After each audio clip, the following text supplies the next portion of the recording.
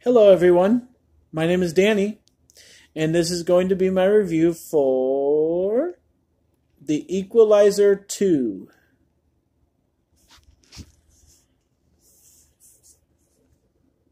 The Equalizer 2.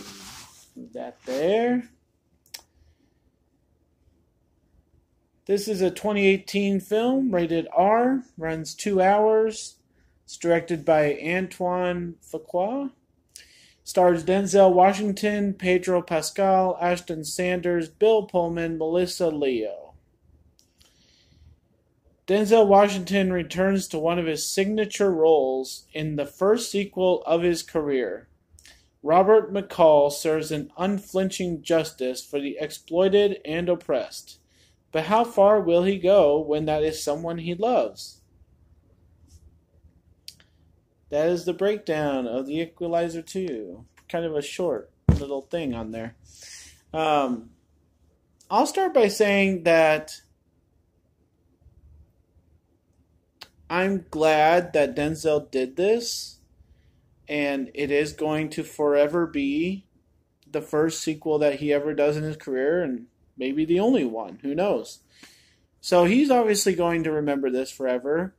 All of us who see the movie should remember that forever. And I'll say from my experience, this is the first time I've ever been in a Dolby sound theater. And that's going to be my first experience ever. And this is the movie that I saw while I experienced that. So for me, I would say that just on experience alone and the fact that Denzel did this, it's something, okay? Nobody should be writing this movie off just because of what it is. It deserves attention and praise for being Denzel's possibly only sequel of his life. Possibly. Who knows? So, that said, I'm really miffed at the beginning. I have been struggling with the fact of movies that don't show you what you want to see. And this movie's first scene ends with Denzel sitting across from this guy and says, "You have the right to choose." And okay, we don't see the reaction from that or the penalty of that, nothing. It miffs me. And I don't know why movies have to do that.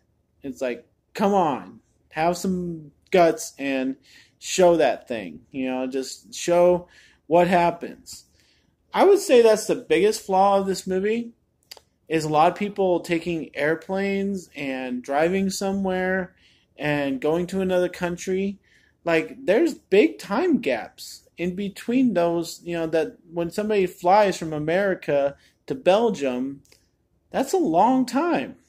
And we don't have any idea what any certain person is doing during that 20 hours or whatever it is. Day and a half even. I mean, that would be the biggest flaw I saw with this movie. I was just kind of sitting there like, oh, so this part of the movie they're just flying to Belgium? It's like, okay. I was just kind of sitting there like, oh, okay.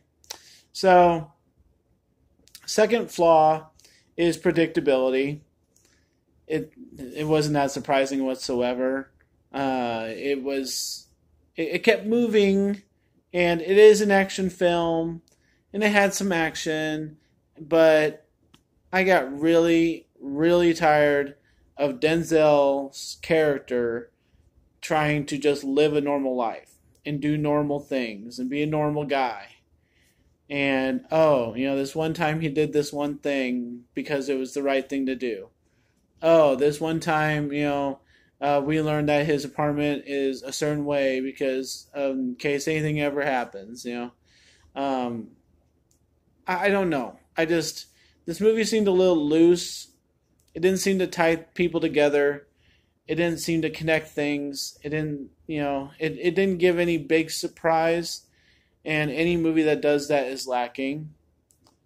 I'm just going to say it because I did not buy the movie that this reminded me of, and because I didn't like that one too much, and this one reminded me of that movie, the hurricane heist is completely like too soon to when this movie was. And the fact that the last scene of this movie takes place with a lot of water, it just reminded me about how bad the hurricane heist really was. And so I wish they would have gone another way with it, or maybe they didn't know or care about the hurricane heist, but that just was in my mind the whole time at the end of the movie. I will say the supporting characters, Bill Pullman, this kid that is included along with things for no real reason except to be kind of a situation in the end. But that was interesting enough, but I'll get to that in a second. The supporting cast of this are all pretty darn good. I would say Bill Pullman does a really good job of being a supportive husband and a grieving husband, and the kid plays a good character of trying to turn his life right. I'd say things got a little over dramatic between Denzel and him, but the relationship was good, and what the kid brought to the movie was helpful.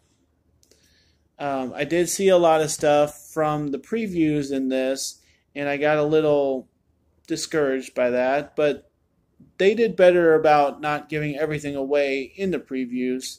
So there was a lot to find out. It was just pretty predictable. So at the end, I'm going to say this so that I'm clear about things here.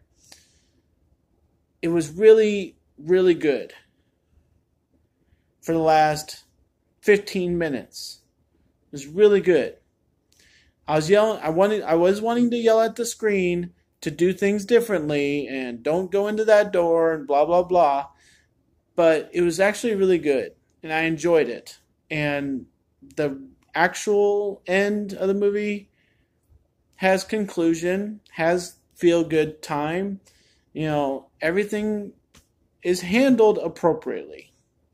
I just feel like this movie did not have much guts, and it didn't really have a reason to keep things moving, and they were just afraid to do anything really shocking. You know what I mean? Like, everything that happened was like, oh, okay. Oh, okay. It was just all kind of nice. And it wasn't bad at any given point. It was just kind of okay. It was good. And that's how I'm going to remember this movie. I can't say I would buy it. I just think it's going to be kind of that movie that I'm glad I saw. And then Saturday, I can go see Mamma Mia too. So, I don't know. It's not too much about this. I think everybody that you hear and talk to is going to say kind of the same thing. That was kind of mediocre, and it was okay. And Denzel is always really good. He just felt like he had to be way over dramatic or really low key and kind of like under the radar. And it made for a little bit of a boring movie. Just a little bit. So I'm going to give this a B-. I appreciated it. I appreciated the experience. I just think there's a lot wrong with it. I think B- is pretty genuine. Yeah. So I think people will like it. I liked it. It deserves the B grade range. So thanks a lot, guys. Try and enjoy this movie. And if you haven't seen any of my other videos, try and give some of them a watch. And like and subscribe to my channel if you would. And thank you so much for watching this video. I appreciate everyone who does tune in. So thanks a lot, guys. My name is Danny. Enjoy your movies.